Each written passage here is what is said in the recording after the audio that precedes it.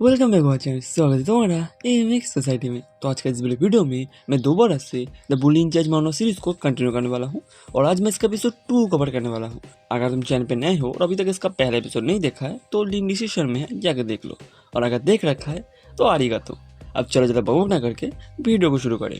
तो तुम्हें तो याद होगा हमारा लौंडा एक ट्रांसफर स्टूडेंट बनकर आ गया था गियोमलियोंग हाई स्कूल में, और स्कूल में आते ही सारी लड़कियां अब लौंडे पे फिदा हो जाती है और लौंडे यही सोच रहे होते हैं कि अब ये बंदा कौन है।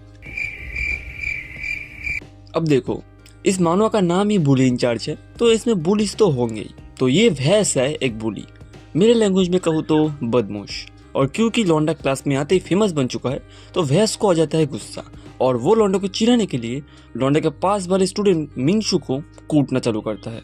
रुको रुको, लेकिन भैंस किमशो को क्यों कूट रहा है? दरअसल किमशो का दोस्त था एक, जो भैंस का खाना ब्रेड ले आता था, लेकिन भैंस ने उसे एक दिन इतना मारा कि वो डर के मारे स्कूल आना ही बंद कर दिया।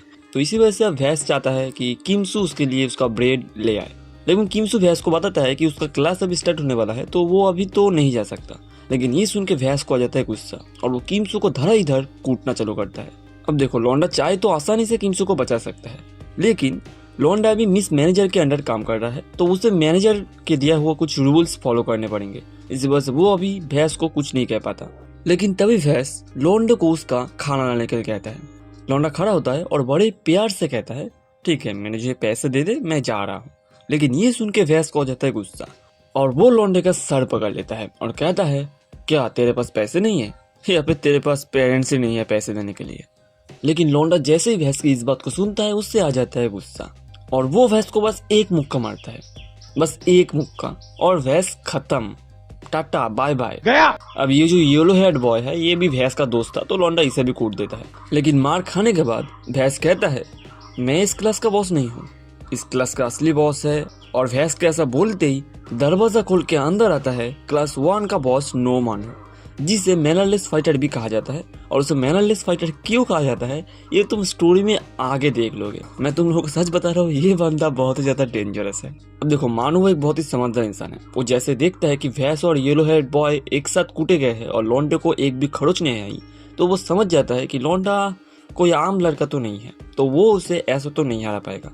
तो वो अब लौंडे को कहता है, चिल कर बेटे, मैं तुझसे लड़ने नहीं आया हूँ, चल बात करके बात को निपटा देते हैं। अब ये सुनकर लौंडे को लगता है शायद ये बंदा सच में बात करने के लिए आया है।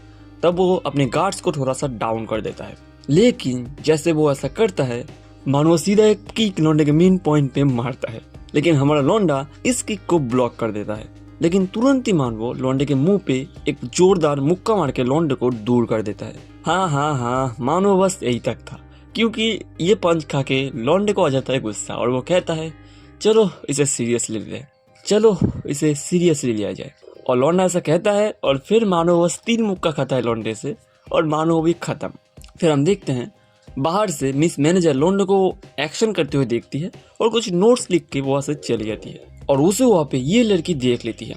और हाँ, ये लड़की मिस मैनेजर की पहचान वाली है, तो वो मिस मैनेजर को पहचान जाती है, लेकिन उसे ये नहीं पता कि मिस मैनेजर स्कूल में क्यों आई है। फिर लौंडा मानो और बाकी जो 2 बदमाश थे उन दोनों को अच्छी तरह समझा देता है कि अब से क्लास के अंदर वो लोग किसी को भी बुली ना करे। और मानो को पेलने के बाद हमारा लौंडा क्लास 1 का बॉस बन जाता है।